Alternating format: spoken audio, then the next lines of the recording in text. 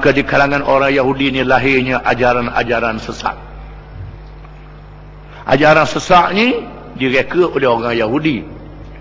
Bukan sahaja sembah lembu, termasuklah sembahyang batin, puasa batin, haji batin. Tak payah sembahyang dah, pakai niat saja je. Tak payah pergi Mekah, pakai niat saja. Tak payah puasa, pakai niat saja. Kita ambil ikat kaki tangan dia, dah uyuk makan, pakai niat saja dah makan. Boleh tak? Tak boleh. Ada zahir dan ada batin. Tuhan jadikan manusia ni ada ruh dan ada jasad. Bukan macam malaikat. Anggota zahir yang digerakkan. Jadi semayang zahir, semayang batin, haji zahir, haji batin, nikah zahir, nikah batin ni daripada Yahudi sebenarnya. Yahudi yang membawa ajaran ni. Orang Yahudi yang menyesatkan orang. Itu ajaran yang mengatakan politik suku, agama suku. Yahudi juga. Ajaran yang mengatakan semayang, puasa, zakat, haji, umrah sahaja Islam. Bak meratuh negara, hukuman jenayah, tak payah. Ini Yahudi juga. Yahudi juga. Di antaranya ajaran komunis, Yahudi juga. Karl Marx tu orang komunis. Ajaran kapitalis, itu Yahudi juga. Adam Smith, salah seorang pemimpin kapitalis, ini juga ialah Yahudi. Ajaran etis yang tak payah kahwin, tak cari tolak adanya Tuhan, Yahudi juga. Ajaran yang hidup bebas, happy, ini Yahudi juga. Semua Yahudi belaka. Nak memuahkan hawa nafsu, termasuklah mengedar dadah, menggalakkan ayat arak dan pelacuran. Ini Yahudi juga. Semua Yahudi belaka. Di sana ada satu pertubuhan yang dinamakan Freemason. Freemason berkembang dengan Zionis. Zionis ialah satu pertubuhan yang menganggap Yahudi adalah bangsa yang terpilih. Semua bangsa lain adalah binatang, rupa manusia.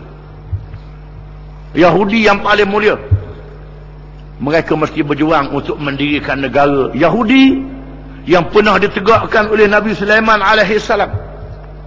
Maka dibuatnya Freemason. Freemason ni ada cabangan je. Lion Club, Rotary Club. Banyak di Malaysia pun ada juga Lion Club. Ini cabangan Freemason. Di atas nama kebajikan, tolong orang susah, macam-macam. Tapi di dalam tu ada racun-racun pemikiran yang sangat berbahaya. Tujuannya untuk merosakkan dunia, merosakkan politik, merosakkan ekonomi, merosakkan keamanan, yang mencetuskan dua perang dunia yang kedua. Perang dunia yang pertama, perang dunia yang kedua, Yahudi yang mencetuskan. Perang dunia yang ketiga pun Yahudi juga yang mencetuskan. Kerana nak menyelamatkan negara Israel yang dia anggap pusat untuk memerintah dunia, mesti dilawan dengan menggunakan senjata yang canggih. Akan berlaku perang nuklear dan sebagainya. Yahudi juga yang merancang. Mereka merosakkan bumi. Allah Ta'ala selewengkan hati-hati mereka. Oleh kerana itulah di akhir zaman Allah Ta'ala jadikan orang Islam akan hukum mereka ni.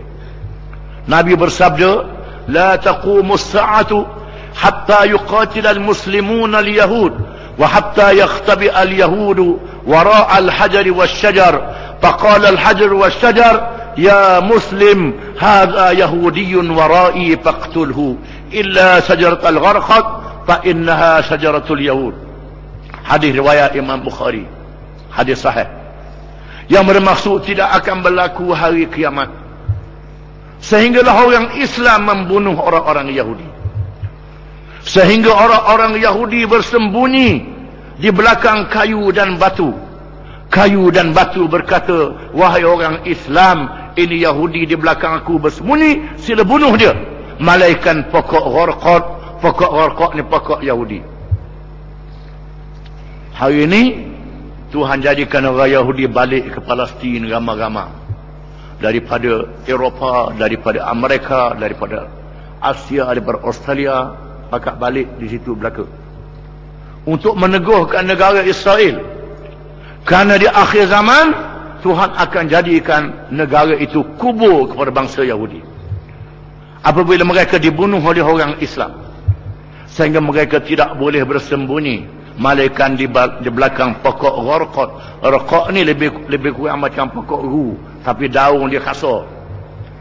Daun dia dah alus kasar pada daun ru, pokok gharqad ni. Orang Yahudi tanam dekat rumah dia banyak pokok tu hari ni. Betul sebagaimana yang dinyatakan oleh Nabi SAW. Mereka sembunyi, mereka akan dihapuskan oleh orang Islam, akan ditanam. Tuhan kata, falamma zaghu azaghallahu qulubahum. Manakala mereka terpesong, Allah Ta'ala pesongkan hati-hati mereka. Wallahu la yahdil qaumal fasiqin. Dan Allah tidak memberi petunjuk kepada kaum yang fasik. Ada juga di kalangan mereka yang beriman macam Abdullah bin Salam, macam Mukhairiq. Orang Yahudi juga beriman, masuk Islam. Safiyah Ummul Mukminin radhiyallahu anha beriman, jadi isteri Nabi, masuk Islam. Banyak, ada sebahagiannya masuk Islam, sebahagian besarnya tak masuk Islam. Yang masuk Islam, pahala mereka besar, dan mereka menjadi penyokong yang kuat kepada Islam. Tuhan janji syurga kepada mereka. Yang tak masuk Islam, nerakanya besar juga pada orang Yahudi. Kerana mereka ni tahu berkenaan dengan Nabi Muhammad sallallahu alaihi wasallam, tapi tak ikut Nabi Muhammad sallallahu alaihi wasallam. Mereka dikenali dengan al-maghdubi alaihim, ghairil maghdubi alaihim.